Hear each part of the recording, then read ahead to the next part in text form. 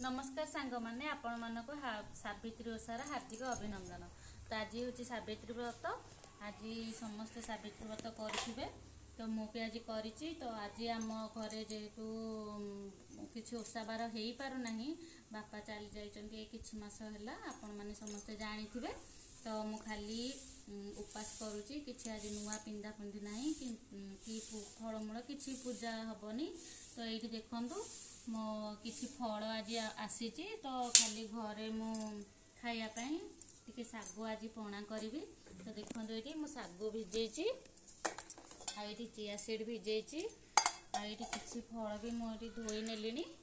तो जाऊँगी एबे याकू सब फल गुराक काटि आउ सागुपणा करी आपण मानक देखिए। आपण मैंने निश्चिंत भाव देखु आ सागुपणा केमती है निश्चिंत भाव कमेंट रे कहिबे।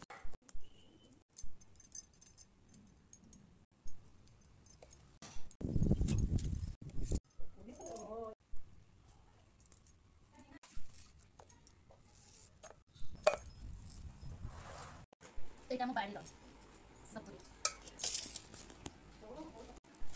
तो यहाँ मो बाड़ी आम लगे गछ 3-4 वर्ष है माने फलुचे यहाँ आम लगे दूसु एमती सपुरी काटिक यहाँ लगे पुणी नेक्स्ट इयर को हो सपुरी कौन जानी एटा भी लगे होते गछ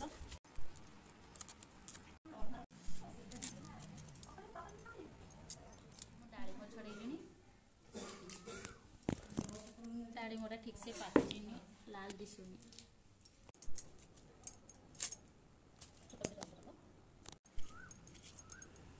आपण मैंने चाहिए आपण तो माने तो देखिले मु केते कम फ्रूट्स रे सब बनैली। तो आपण मैंने चाहिए आहरी बहुत सारा फ्रूट्स सब मिसेकी करि परिबे। तो ये करा आ एटा हला डालिम्ब बस एतिक रे ही सागपणा जाउती रेडी करिवि। आपण मैंने चाहिए आपण तो माने तो देखिले मु केते कम फ्रूट्स रे सब बनैली। तो आपण मैंने चाहिए आहरी बहुत सारा फ्रूट्स सब मिसेकी करि परिबे।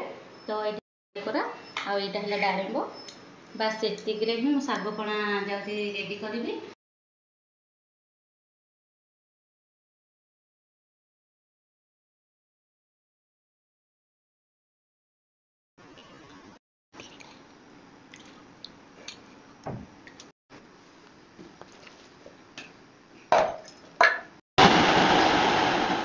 बहुत जोर गरम है ये आम रेडी होगा ढालीदे बंद कर। तो ये नड़िया कोरा सब पकईदबा नड़िया कोरा आईटा रहा जो डालिम्ब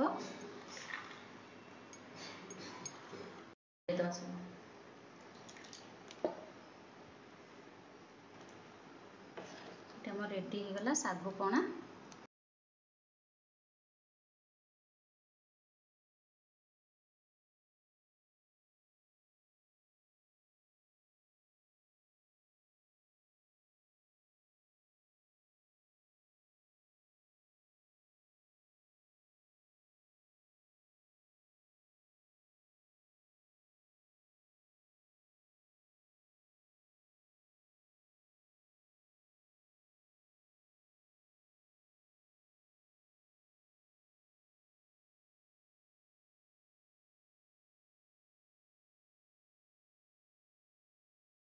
आमर देखते सांग मैंने रेडी होगा मोर सागुपणा। तो आपण मैंने तो देखिले मु को प्रोसेस रे कौन केमती कली। तो सागुपणा आपण मैंने निश्चिंत भाव में सागुपणा करके पियंतु घर समस्त को पियंतु। देखुन केते जोरे गरम होची बाहर माने भितरे बहुत जोरे गरम केते झाड़। तो जदि मोर ये वीडियो आपण माने भल लागिथिबो त लाइक शेयर कमेंट कर देबे।